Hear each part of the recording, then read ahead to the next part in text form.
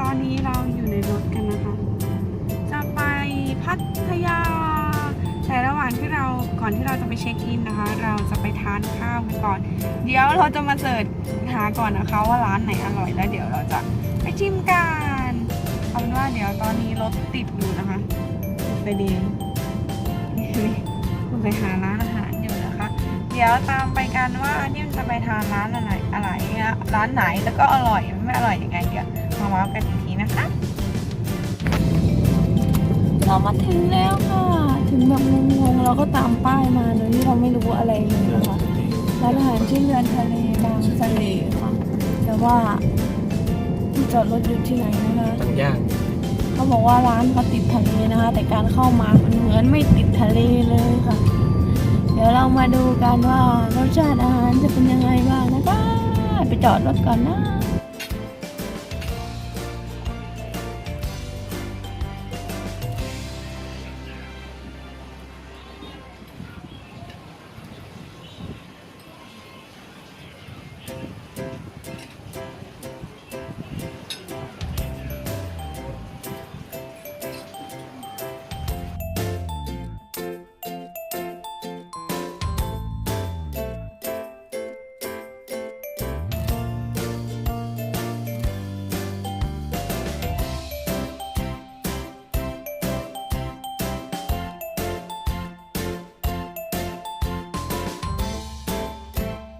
พอดีเราไม่ได้ขาตั้งกล้องมานะคะอันนี้เรากำลังชิมกับข้าวสั่งมา3 อย่างมีไข่เจียวปูต้มยำกุ้งนะคะต้มยำกุ้งดูอย่างไรต้มยำกุ้งให้ดูกุ้งว้าวแล้วก็มีหมึกผัดไข่เค็มนะคะหมึกผัดไข่เค็มก็ชิมแล้วนี่ไข่เค็มแบบเน้นๆนะอร่อยมากไข่เจียวปูก็รสชาติดีเดี๋ยวเราจะมาชิมต้มยำ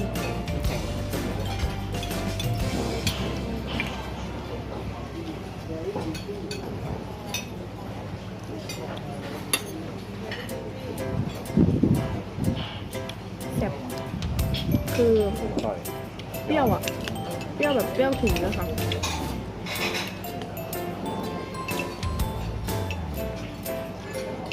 รสชาติใช้ได้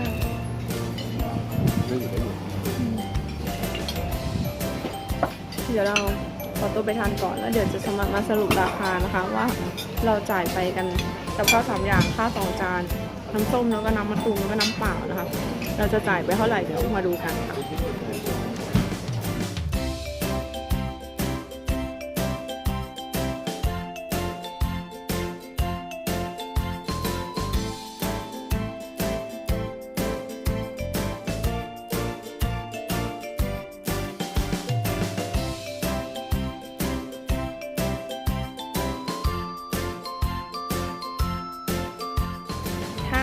ไปหมดเกลี้ยง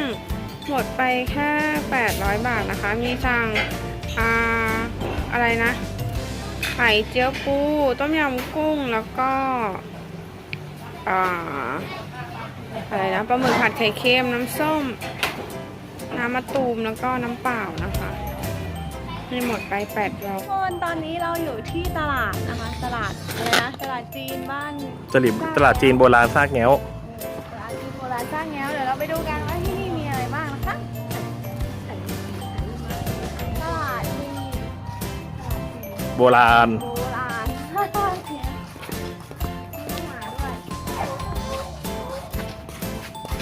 น้องหมาด้ว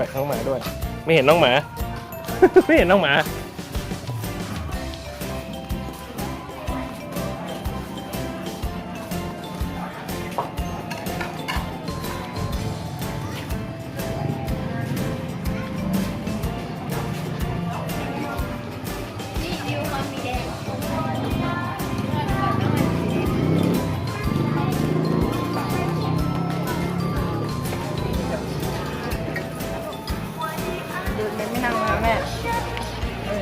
ประเด็นคือตอนนี้4 โมงนะคะยังแดดอยู่เลยนะ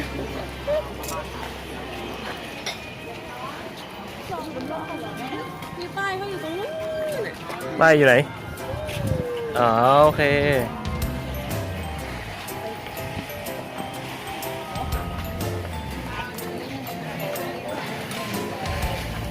จะได้แต่ของ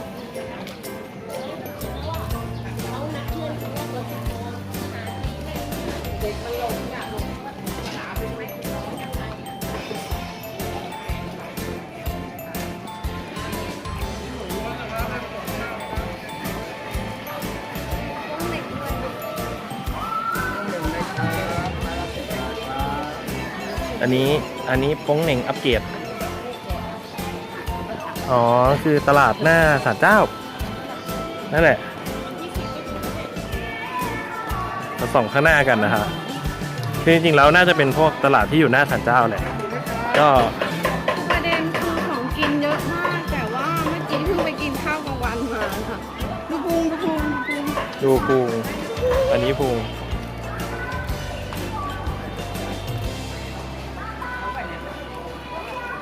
มีขนมไทยโบราณด้วย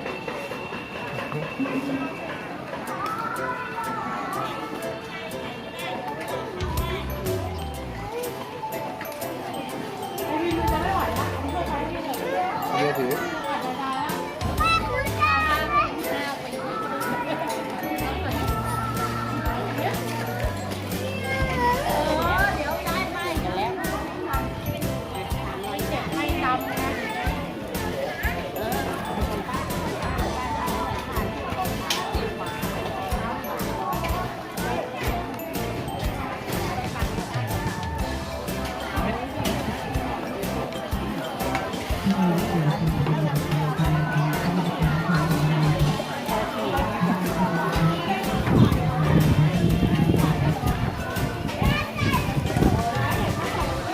ไหนอยากกินสินะแต่อิ่มซื้อไปไหมอ่ะ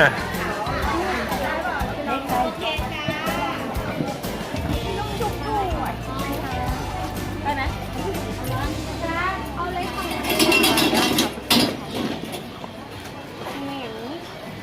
สวยไหมเอาไหนคะ ก้อนเล็กค่ะ อ๋อไออามไปขัดโต๊ะมาเหรอ จะเอาไปทาสีอยู่เนี่ย ตลาดนะ ทา คะ สีอะไร ทาสีดำปัดแล้วจะ อุ้ย เก็บไว้เพราะว่าตอนนี้ ที่บ้านอะเอาสีดำน่ะโอ้โห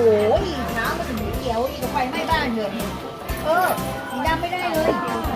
เดี๋ยวไอ้ชัดจะทำให้อ๋ออันนี้ไม่ให้แม่ก็ไปซื้อสีแดงมาไปแบ่งกัน ปลาทอดเยอะแยะเลยหืม นั่นเนี่ย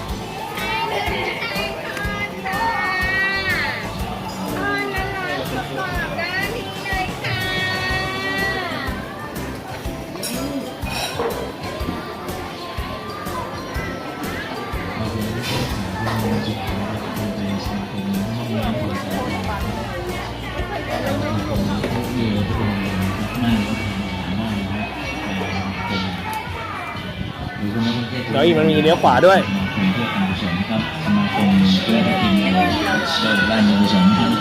ว่า เพื่อเป็นสิ่งมงคลต่อตัวท่านและครอบครัวนะครับในการทำบุญน้อยมากนะครับ มีรถลากด้วย เพื่อสั่งสมบุญของท่านนะครับน้อยมากแล้วแต่ความของท่านบริษัทที่คุณต้องการไปกล่าวว่าองค์พระ เก๋ดี ที่สามอย่างนะครับ เก๋ดี ทำด้วยทุกๆบริการนะครับทำบุญอนุฐานนะครับและอนุฐานนะถึงชาติมาจะเป็นในทางนี้นะครับเพื่อเป็นสิ่งมงคลต่อตัวท่านในครั้งนี้ มีรถบริการฟรีด้วยนะครับ อันนี้ไปศาลเจ้าแม่ทับทิม เข้าใจว่าคือศาลเจ้านี้แหละ เราจะได้เราจะได้ฟิลจีนๆอยู่ตลอดทาง เพราะมันเป็นตลาดจีน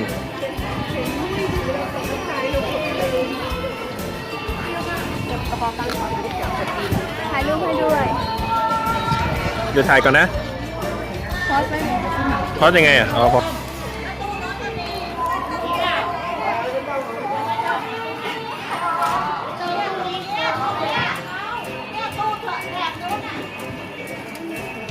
คือหลักๆก็คือ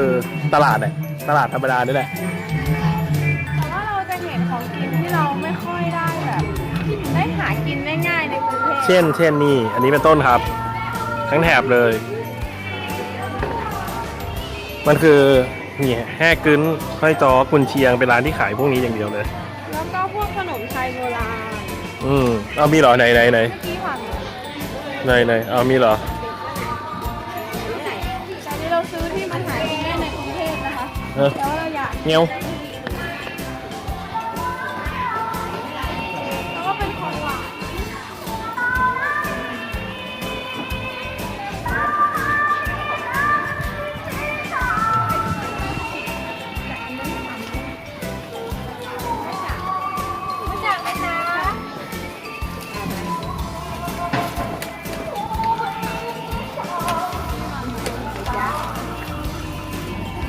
โอ้ลูกชิ้น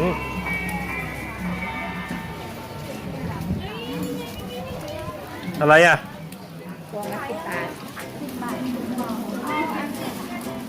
โดนขนมรังผึ้งดูดไปแล้วครับ มันหากินได้ จริง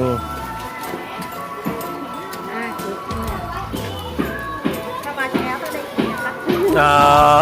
ครับผม ที่กินข้าวมาแล้วด้วยเมื่อกี้ แต่ก็กินอ่ะ แต่ก็กินอ่ะ ขอบคุณครับ นะคะเราได้มาแล้วขนมรังผึ้งใครไม่รู้จักเป็นขนมที่หากินยาก อยากกินย่าตรงไหนวะ ที่ขายที่ไหนอ่ะ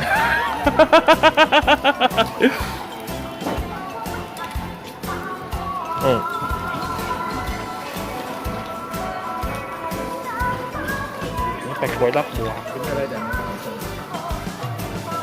ส่วนคาราชีได้นะคะสองรอบเลย บางอย่างไม่ค่อยเห็นเช่นแบบเป็นเผือกสีมะเมื่อกี้ไม่ค่อยเห็น ขนมจ่าครับ นี่คืออะไรอ่ะ แล้วจะมีศาลเจ้าอะไรเงี้ยคืออะไรเอ่ย ไ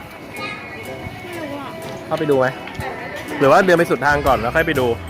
เข้าไปดูก่อน เอาว่าถ้าเราฟ้าถูกให้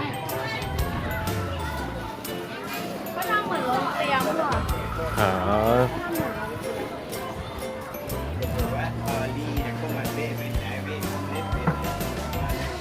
ไม่เหมือนที่พักเฉย เป็นโรงน้ำชา ๆเป็นที่พักให้นั่งกิน อ๋อ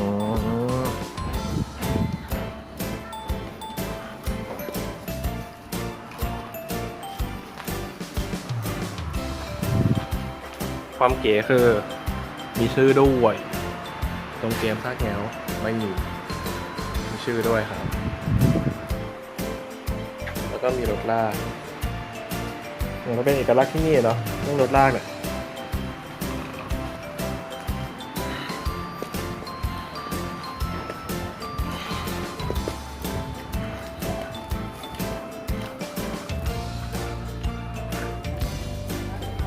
ไงต่อ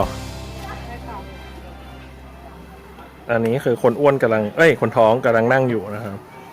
ไปละ อ้าว ไปไหนอ่ะ นี่คืออะไรอ่ะ หิวน้ำไหมหมามิ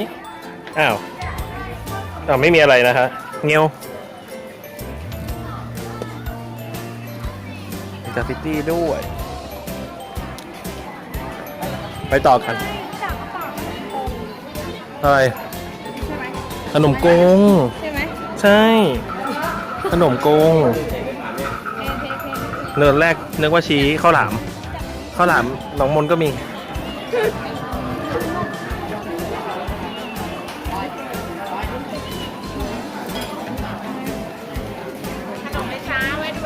นี่อารัวแบบ ฮะ อ๋ออรัวเป็นดอกๆอย่างนี้เหรอครับกินดิกินไหมเป็นหมุนเป็ดก็น่ารัก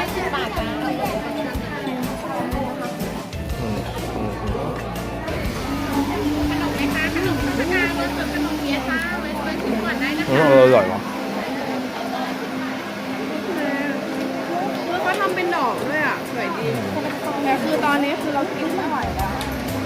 ใช่ไหมตอนนี้กินไม่ไหวแล้ว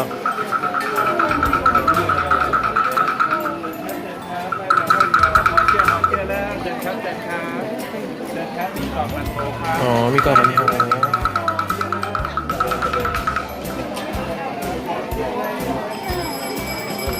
เริ่ม อ๋อ ตรงนี้น่าจะเป็นโซนที่แบบจีน ตัวแอร์ด้วยจีนมากไม่ เรามาเจอปั๊มบีด้วยนะครับ ไม่หัน หันไป ยังไม่ได้หันเองได้เลยค่ะพี่หันเองได้เลยไปดูร้านช็อปก่อนได้ค่ะ คิดว่าถ้าเกิดซื้อไปให้เบบีจะเกิดอะไรขึ้น หักแขนหักขา แน่นอนอ่ะ อันนี้เขาเท่าไหร่คะ180 บาทขนาดนี้นะคะช่วยมีเบรกเมล์และหักแขนหักขาไม่ใช่ ชอบดูชอบ น่ารักดี นี่ อ่ะ อันนี้ดูชอบ ถ้าลูกไม่หักแขนหักขาจะซื้อ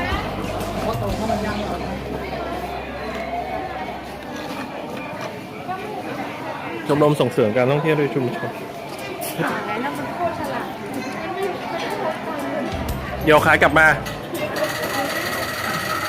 เดี๋ยวถ่ายให้ เดี๋ยวไล่ถ่ายให้ ตั้งหลายตัว หวานมีตั้งหลายแบบ คือไม่ได้มีแต่บับเบิ้ลบี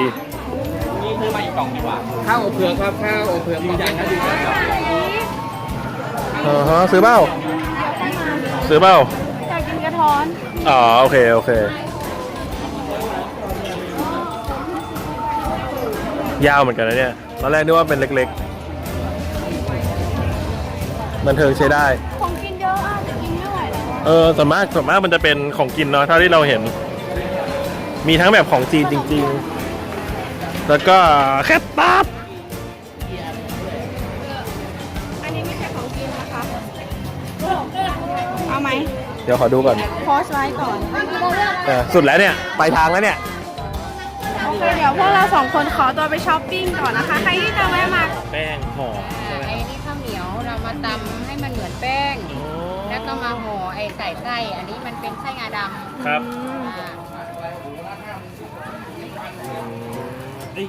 อย่างเงี้ย1 กล่องมีไส้อะไรบ้าง มีทุกไส้จ้าแต่ละ ก็ กล่ คือ อง ตามนี้เลยหรือเปล่า มีทุกไส้จ้ะ โอ้ดี แล้วก็มาเอางาอันนี้คลุกค่ะงาดำคลุกข้างนอกค่ะ นี่ก็จะได้1 ชิ้นนะคะเนี่ยค่ะอันนี้ไส้ถั่ว ถั่วงาค่ะอันนี้ถั่วงาขาวอันนี้ถั่วงาดำ อ๋อ อันนี้งาถั่วงาดำถั่วงาขาว แล้วดำถั่ว ถ้าใครดูหนังเรื่องกงกรรมมานี่เลยจ้ะ จะเป็นสองอย่าง แต่อันนี้ไม่ แต่ละกล่องก็ได้กินทุกไส้ อันนี้คุณแม่หยุดนะคะนี่คุณแม่หยุดนะคะ อยู่ที่ แต่นครสวรรค์เหมือนกัน อ่า อ๋อเป็นขนมนครสวรรค์เหรอครับ จ้า นี่นะคะ อันนี้นี่ค่ะ อันนี้มีลูกค้ามาแล้วนะคะแล้วก็แอบดูวิธีการทำนี่คลี่ๆแบบนี้ นี่ค่ะ แล้วก็ใส่ไส้ลง แป้งข้าวเหนียว ข้าวเหนียวเป็นเม็ดค่ะนึ่งอยู่นะ อ๋อ นึ่งไปเรื่อยๆแล้วก็ นึ่ง ตำ ไปเรื่อยๆ จ้าตำร้ นี่ อน คือทำมือหมดเลยเหรอครับ ๆจ้าหน้าถาดใหญ่ครกใหญ่ คล้ายๆโมจิเนาะ จ้า คล้ายๆกัน คล้ายกัน ใช่ คือโครกที่ตำข้าวนะคะตำนี่ค่ะ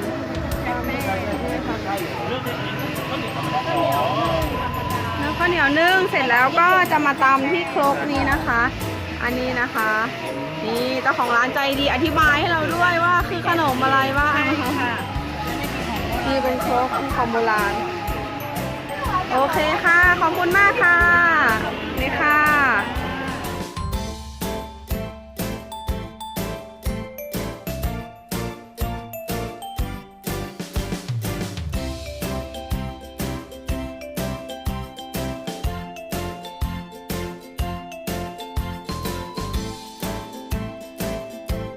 ก็ปิดคลิปกันนะคะ นี่ของที่เราซื้อมานะคะ จากตลาดที่